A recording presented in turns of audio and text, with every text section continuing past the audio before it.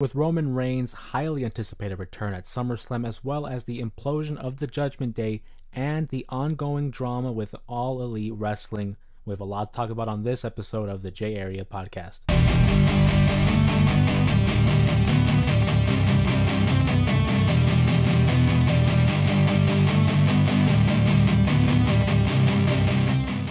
What is going on, everybody? Welcome to another episode of the J Area Podcast. My name is Jose Ramos Jr., welcoming you to a Fallout episode of SummerSlam. If you haven't had the chance, please go ahead and check out the video in which I reviewed, reacted, and really just encompassed everything that occurred at this year's SummerSlam. On today's episode of the podcast, I do want to talk about several topics, not only concerning the fallout of SummerSlam, but just across WWE and All Elite Wrestling. I feel like now that the summer is kind of in our rear view mirror, we now approach the fall. And the fall is a very interesting time as a pro wrestling fan because anybody who knows the NFL is just around the corner as well. So this lends the opportunity to, Raw, SmackDown, Dynamite to kind of adjust their storylines and prepare for the competition that is the NFL as well as the NBA when that time comes around. But I would be remiss to not open up and talk about obviously the biggest story coming out of coming out of the SummerSlam event, and that is Roman Reigns. Roman Reigns' return, which really shouldn't have came as a surprise to many, given the way that the story has been built with Solo Sikoa, the bloodline. I don't want to sit here and say like, oh, we all saw it coming, but in a way we did. But it's just the way he came out. Obviously, Roman Reigns has a presence like no one else. You instantly saw the crowd erupt upon hearing his new theme song, which, it's going to take me a second to get used to. I was really a fan of that, tribal chief theme that he's had for the last few years. And this one really is much more of an enhanced version of that. If I had to liken it to anything, it's very much like The Rock and how each iteration of his theme would become more grander. It became such a bigger and dramatic deal. But with Roman Reigns returning to WWE, to the bloodline, obviously the big question is, for how long? Because that's what I'm looking into. If I'm Roman Reigns, I do not see him fulfilling a full-time schedule, much like the rest of the roster. Roman Reigns doesn't even need to compete until Survivor Series if he really wants to. And the WWE is capable of stretching out the storyline. I mean, we saw them do that with CM Punk and Drew McIntyre. They are well capable of stretching this out to the point where Roman doesn't have a match for months. Right now, as it currently stands, that was him reestablishing his dominance in the bloodline. You saw the t-shirt, OTC, not over the counter, but the original tribal chief, re-establishing his dominance and the grip that he has over that family. Solo Sikoa going around and running his mouth for months and months following WrestleMania 40, where Roman Reigns obviously lost to Cody Rhodes, the American Nightmare, our current reigning and defending WWE champion. So Roman Reigns naturally went after Solo for the level of disrespect, not only to Roman, but keep in mind what they did to Jimmy Uso, what they did to Paul Heyman. So now, Roman Reigns is locked in on that bloodline. And I look at it, and I think, again, if you were to revert back to the review and reaction, I was anticipating Paul Heyman and Jimmy Uso to make a return. But I think they did the right thing. I don't think you want to go ahead and shoot all your bullets in one go. You got to keep some in the chamber to ensure that we're getting those reactions, that we're allowing the audience to clamor for more. So when it is time for guys like Paul Heyman and Jimmy Uso to return, they get their due. Because if you were to have Jimmy Uso return, it's going to get overshadowed by Roman Reigns. So I think for all intents and purposes, this was the right call. Having just Roman by himself, do his bidding, do his own work, and handle his own business. But with Roman Reigns returning, this injects a huge life to Friday nights. There is a portion of the audience who believe that SmackDown's kind of taken a hit. It's not what it was in the last 365 days. That Monday Night Raw has now become the better show. And with Roman coming back, that's another star you now have the caliber of Cody Rhodes and Roman Reigns. This town ain't big enough for the two of them, you know what I'm saying? Like, having those two names together is huge. That's like having, and this is the quickest comparison I can think of, but like a Rock and Austin. These are your two main guys. And right now, it looks like Roman Reigns will be presented as a babyface, maybe a little bit in between for now. But the way the story has been progressing, Roman Reigns will be presented as a babyface. He's getting the babyface reactions from the crowd anyway. So I don't know. I would love to see how they move forward with it, especially given that interaction between Cody and Roman following their matchup. Obviously, we've had enough time to really digest what had occurred, and seeing that look of acknowledgement that Roman Reigns provided Cody was very interesting. It was very much a sign of respect, seeing that Cody has been the champion since and has defeated the likes of Solo, AJ, Logan. He's carried that title with pride and honor and respect. And Roman, for the first time since WrestleMania that we've seen him, he openly acknowledged Cody and gave him his props and just looked at him and nodded. And you saw Cody with the number 3 tapping the title, insinuating that somewhere along the line we have to close out this trilogy, the rubber match. Whether it's at WrestleMania, I highly doubt it. That's probably going to be saved for like a Royal Rumble, maybe a SummerSlam. Um, I don't see it as a Survivor Series because I do think the Bloodline will be involved with the War Games stipulation in some form or fashion. But a lot to talk about with Roman Reigns. I mean, again, his presence alone is phenomenal, and what really needs to be talked about is his progression and his evolution. Obviously, the WWE wanted Roman Reigns to be their guy. They wanted him to be the face of that company. They wanted him to be John Cena, Stone Cold, Hulk Hogan. But the manner in which they had handled it in the previous regime really wasn't, well received by the audience. I mean, they quite frankly, they forced him down audience throats. They wanted him to be someone that he wasn't. He seemed fabricated. He didn't seem authentic. And whether you want to accept it or not, I don't feel like Roman Reigns even believed in it. You can have all the belief in the world, but if you don't buy into what you're trying to sell, nobody's going to buy it. I can remember a time when they had Roman Reigns wearing the blue contacts. Like, why? Why are we now changing who he is?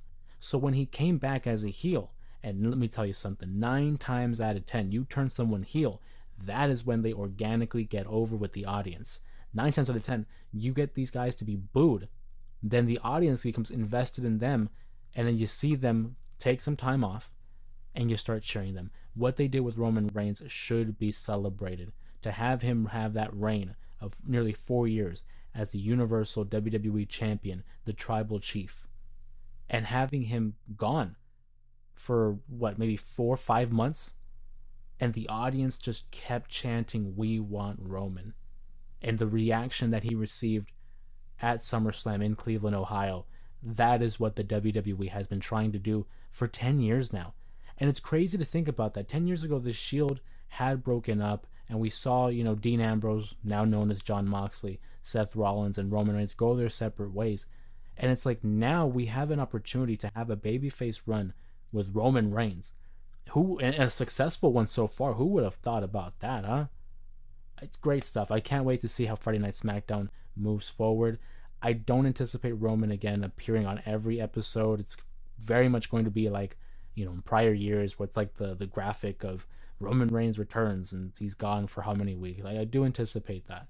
But I'm hoping that he will be involved in this episode of SmackDown, given that it's the Fallout episode. We have to move forward and see how the story progresses. But one story that really is capturing a lot of people's attention, and rightfully so, is the Judgment Day. The Judgment Day, whether you agree with me or not, has certainly been, I think, one of the better groups in recent memory. And maybe that's recency bias, I don't know. Say what you want. But to see what they've done with each member of the group, Damian Priest elevated to the main event scene, World Heavyweight Champion, and now another solidified babyface. Rhea Ripley is a certified megastar. She's literally in the newest Call of Duty. If that doesn't speak wonders to 2 of the group members of the group already, then you look at Dominic Mysterio, who's had a beautiful transition in his career from being the son of Rey Mysterio, turning heel, and became a huge heel. He became over as a heel, garnering heat unlike anybody else on the roster. And given what happened at SummerSlam, him, betraying Rhea Ripley, aligning himself with Liv Morgan, it's almost as if he was a heel who had another heel turn. This man is going to be one of the most despised individuals on the roster, if he wasn't already. And then Finn Balor, who kind of took a back seat for a while. He was the only member of the group who was like a main event star prior. He's already a former Universal Champion. He's NXT Champion, Intercontinental Champion. Finn was set. He was already a made man. He could have rode in the mid card for the rest of his career. I hope not, because I love Finn. But now, he's now arguably one of the top heels. Given how he betrayed Damian Priest, and I mean the way that they did it was fantastic. I still can't get over how he's just standing there and he moves Gunther's boot over the rope, causing the rope break, and Damian Priest doesn't even know it until he looks up at the replay, which is logical. And I've always struggled to wonder why in the past the wrestlers seem so oblivious. Like, there's literally cameras, there's replays. It's a damn television show for all we know. And given that social media is so prevalent nowadays, it's at the touch of your fingertips. You open up Twitter or Instagram and you instantly get these highlights. Why wouldn't they be up to date with all the storylines? That's one thing I really like about WWE now, is it's in an era where the wrestlers are actually intelligent and they're treated as such. So to see Damian Priest look up at the Tron and get that image of Finn Balor subtly, nonchalantly placing the foot of Gunther for a rope break, and he looks at Finn like, "What are you doing? Why? What are you doing, man?" And then Gunther grabs him for the sleeper hold, and just when you think it's over, Damian Priest powers through and gets his hands back on Finn, grabs him by the throat. Expertly done, because it shows you he's a fighting champion, and I'm looking forward to Damian Priest's his documentary WWE 24. I'll be checking that out for sure. And then Gunther just grabs Damian again, chokes him out, passes out, new world champion. Judgment Day, I don't know if it's broken up. If you were to ask me right now, at the time of this recording, we obviously know that Rhea and Damian were betrayed. Two of the three founding members of the Judgment Day. Is it still intact? Are Dominic and Finn in line? Is JD going to follow Finn? What happens to Carlito, right?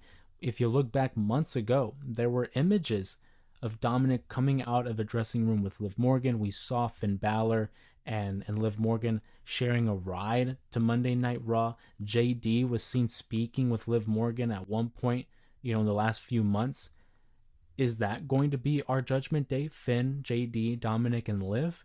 And will they be battling against the Terror Twins, Damian Priest and Rhea Ripley? I certainly could see it where it's like a mixed tag, where it's, Dom and Liv versus Rhea and Damian for sure. But right now, Finn is the adversary to Damian. So it kind of would make sense if he were to team with Liv. If you ask me now, I'm thinking that's our incarnation of the Judgment Day, and they're no strangers to kicking out one of their top members. Look at what they did with Edge. Edge literally created the group. He was the founding member of the Judgment Day. The whole purple look, he had the Ultra Bridge theme song, and they kicked him out of the group. Now, granted, for those who know, it was because Cody's injury, and they were lacking baby faces, so they had to turn Edge back into a baby face. But for storyline purposes, the Judgment Day is no stranger to kicking out one of their bigger members. We didn't get to see a reaction from JD or Carlito once Finn Balor did what he did. Who knows? Maybe they were in on it. If anything, I think maybe Carlito was in the dark about it. But JD has to know something. He's close friends with Finn Balor. Those guys go way back. Dominic and Finn, I think, knew something. And in turn, why wouldn't JD know? Damian and Rhea might have been the two that were in the dark, and Carlito's just doing his thing, whatever. I would love to see him still a part of the Judgment Day. Don't get me wrong, with Finn, JD, and Dom and Liv. but I could see them, break away and just jump him and kick him out of the group and whatnot. But I think Carlito's been a breath of fresh air rather, for his career and for the Judgment Day as well. But I do think Monday Night Raw, this upcoming episode should be great. The Wyatt Six are gonna have their debut episode. Sheamus and Kaiser gonna have their matchup, and then on top of that, CM Punk and Drew McIntyre and how their story progresses. And let me say, as a CM Punk fan, for those who are new to the podcast, new to the channel, CM Punk is one of my all-time favorite wrestlers. He and Shawn Michaels are one and two. Shawn being one, Punk being number two. And I got to tell you, I was nervous heading into his matchup because of the injury history. We saw his run in AEW, which I will get to, in a moment. But I'm just glad he seems to have come out of that matchup A-okay, because he was out of the ring for nearly 7 months after that injury at the Royal Rumble. He had a really good matchup with Drew McIntyre, very heavy on storytelling, which I think is the way to go. You want to play it smart. He hasn't had a singles matchup on TV in the WWE since January of 2014. He hasn't had a televised singles match since All In last year in August, and Wembley Stadium, when he defeated Samoa Joe, and what was a very appropriate send-off, by the way, for CM Punk. So we'll see how he goes and how this story progresses. His story is not by any means done with Drew McIntyre, but I do think the story with Seth Rollins is going to start heating up again. We had a little time there where Seth and him weren't interacting, and it kind of cooled off. But now we're going back. I think WrestleMania 41, I think that's when we pull the trigger on a CM Punk versus Seth Rollins matchup, perhaps. Maybe beforehand, and then that's the blow-off match at Mania. I don't know. But regardless, I can't wait. But going back to AEW, and I know I don't talk about it a lot on this podcast or on the channel, but every now and then I do like to address it because I keep up with the product. I enjoy AEW. The drama surrounding All Elite Wrestling, they say any publicity is good publicity, but sometimes with them, man, it's all about timing. And right on time, just as we're approaching another flagship pay-per-view, of course, I'm talking about All In London, stuff comes up. And whether it is the Shane McMahon picture, circulating in the last week with Tony Khan, and that being leaked, a lot of people are saying that was, a Tony Khan thing, because how would that image get leaked, right? And the look on Tony's face as if he's being surprised. I'm of the camp where I'm like, yeah, someone within their group had taken that picture and leaked it. Because what, are you telling me that Wrestle Talk or PWI or whoever gets into that office, gets into that little conference room, snaps a picture, and Tony Khan's freaking out, like, oh, you took a picture of me? That's like, it might have been an inside job. I don't know in what capacity Shane McMahon might take part. Maybe he won't. Maybe it was just a genuine meeting between two businessmen who are involved in the wrestling business. Maybe, but I've always believed where there is smoke, there is fire. And I don't think there's that many coincidences, especially given the history of All Elite Wrestling. You also look at what's going on with the Britt Baker and MJF story.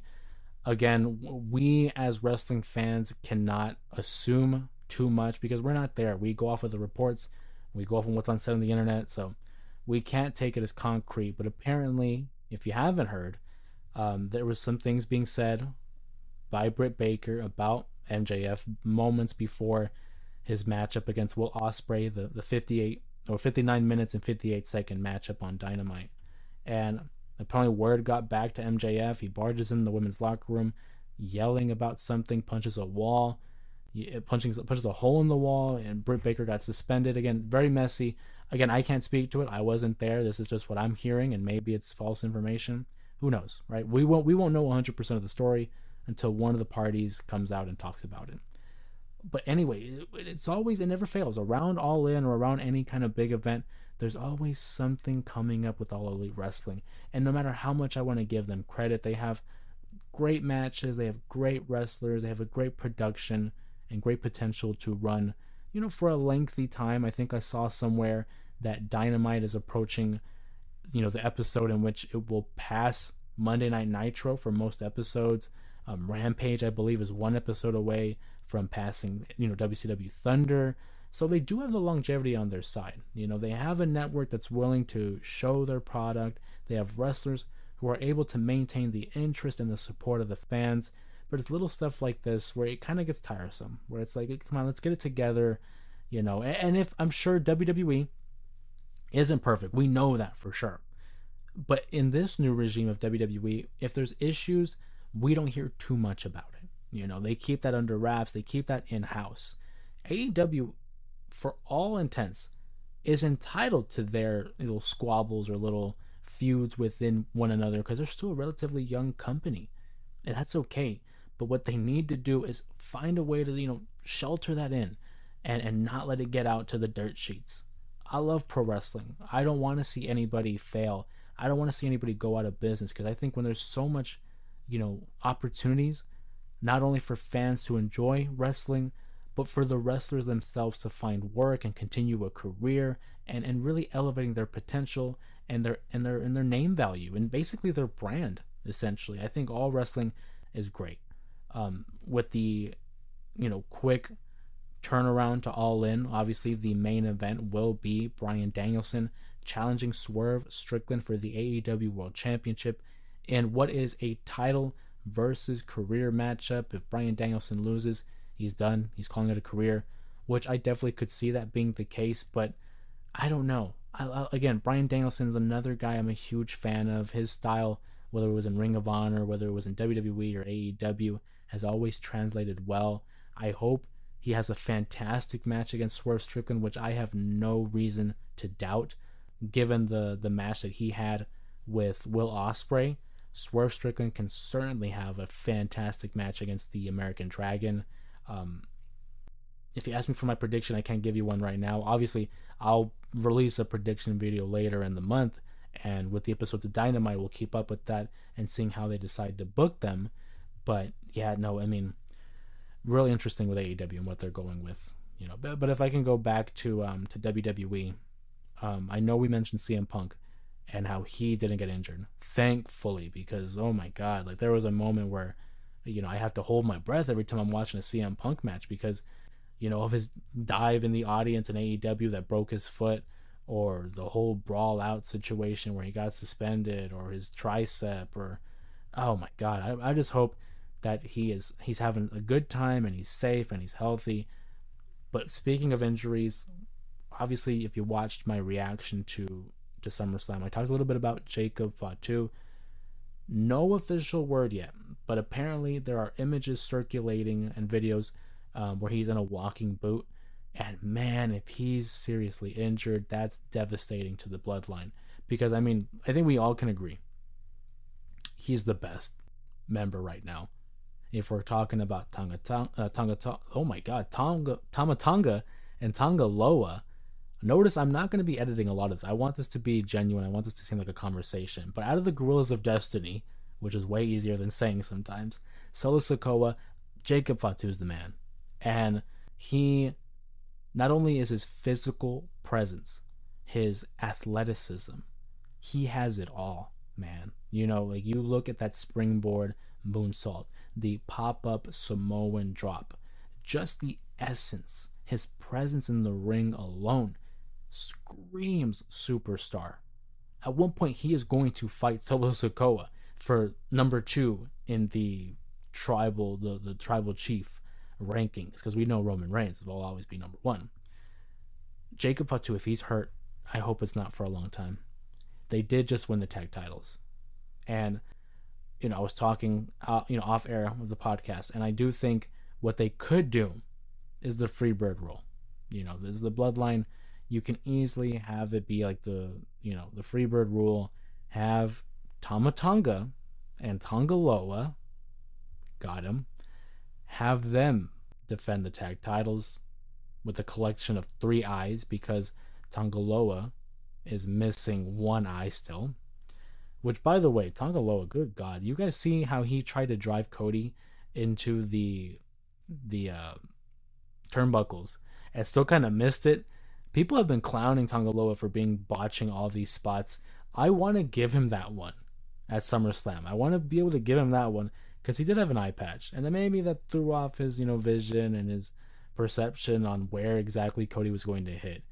But they could have him and his brother defend the tag titles in the Freebird rule. Obviously, if you're not aware of the Freebird rule, it's when you have three members of a group and one of them is out, so you easily can substitute.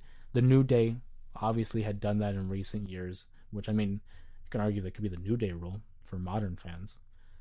But losing Jacob Fatu would be devastating. Hopefully, again, not for too long.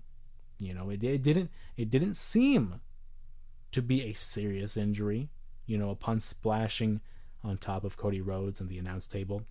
But I mean, we don't know. We're not Jacob Fatu. He's a freak of nature, but he's still human. Regardless, hopefully it's not too long.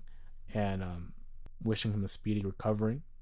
Hopefully I'm wrong and it's just he's working the gimmick. But I would love to hear your guys' take on SummerSlam. What do you think the Judgment Day will be like moving forward? How long will Roman Reigns be here before he inevitably leaves and takes another break? Jacob Fatu, do you think it's a work? Do you think it's legit an injury? And what are your thoughts on AEW and what's going on with their stories with MJF and Britt Baker, Tony Khan, Shane McMahon, or even the lead up to All In? What do you guys think about the card shaping up? Will you be watching? I know I will be. Please sound off in the comments below. Thank you guys again for joining me on another episode of the J Area Podcast. I look forward to seeing you all again. And of course, my name has been Jose Ramos Jr. Please don't forget to like, comment, and subscribe to stay up to date with all the wrestling content that is provided on this channel. And with that being said, I will see you guys in the next one.